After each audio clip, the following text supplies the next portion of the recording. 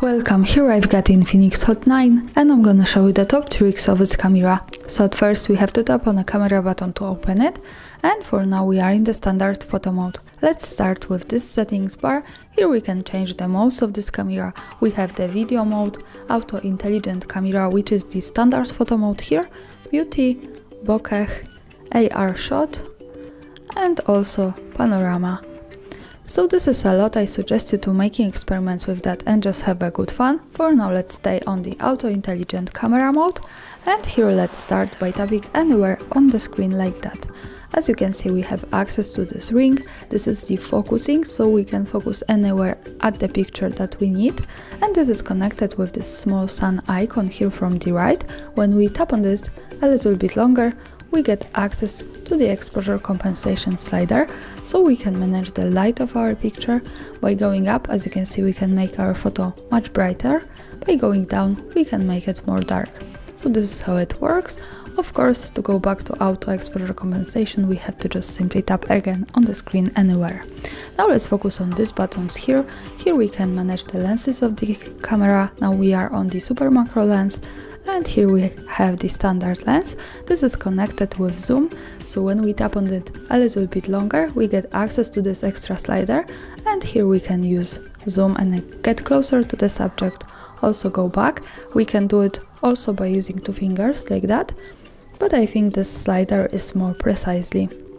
So for now, let's stay on the standard lens and let's move to this settings bar here.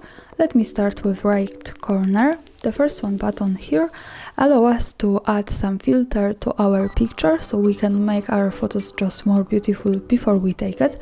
We have access to this slider, and as you can see, this is how to use this and to change the filters. So for now, let's stay on the original one and let's move to this button, the second from the right, with 4 and 3. Here we can manage the aspect ratio of this camera. Now we are in 4:3 ratio, and we can change this to 1:1, for example. The background of the camera now has changed to the square one, so this is how it looks like. We can also pick this one from the left here, so we go to full aspect ratio of this camera. And of course, another tap here to this button, and we can easily go back to the center to 4:3, the original one. Now let's move to this button. Here we can manage the HDR option.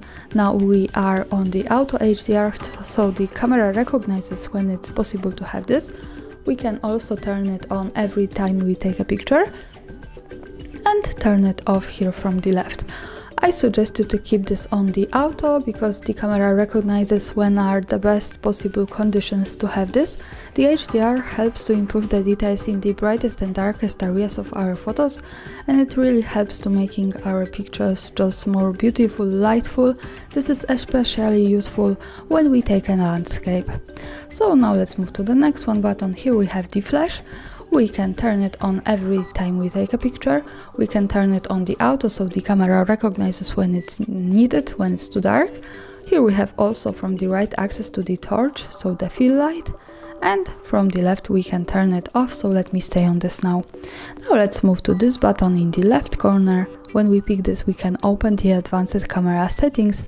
So let me start with this settings bar here. The first one button from the left is the shutter sound. So by just one tap, we can turn off the camera sounds and another tap to turn them on. The next one button here are the grid lines. By tapping on this, we can turn on the grid and turn them off. So for now, let me keep this turned on. Let's go back to the camera to see them. As you can see, it shows us these lines. This is useful, for example, when we want to use the rule of thirds in photography or making experiments with composition.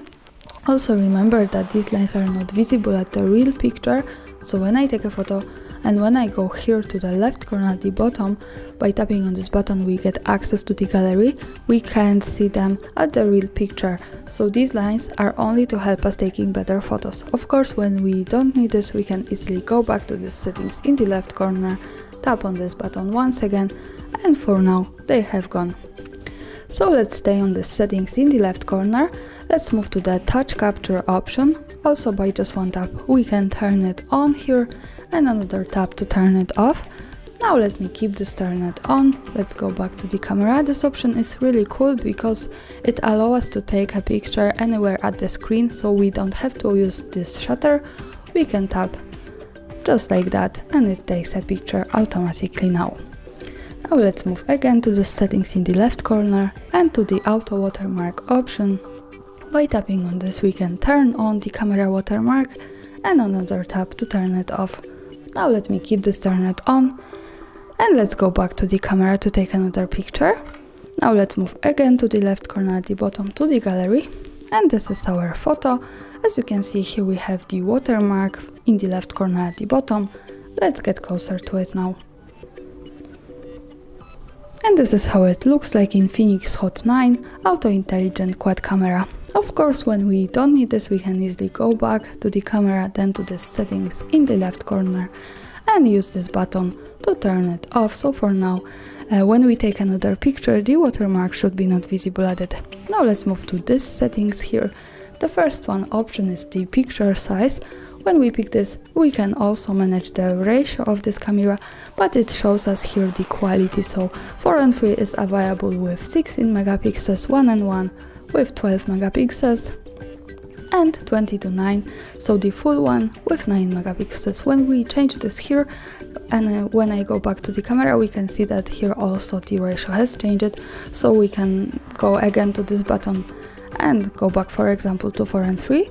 So we can change aspect ratio in two ways and the picture size also with the quality.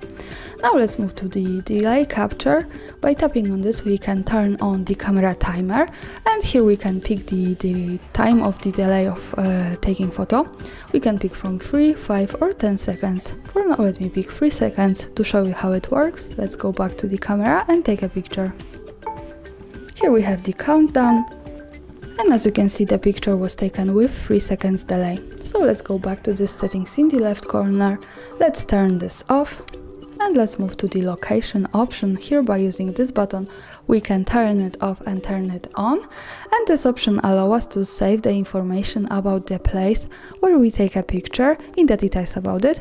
Also here the important information is that to make it work correctly, when we want to save the actual location of our photo, we have to be connected with the internet, for example the Wi-Fi, and we have to turn on also the location of this device. So remember about these two parameters to make it work. Now let's move to the level. By tapping on this button we can turn on the camera leveler and another tap to turn it off. So for now let me keep this turned on. Let's go back to see it in the camera. And as you can see, it shows us this line. This is useful, for example, when we want to keep our photographic topic straight at the picture.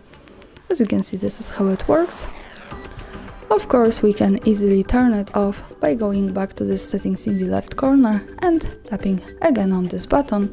So for now this leveler has gone.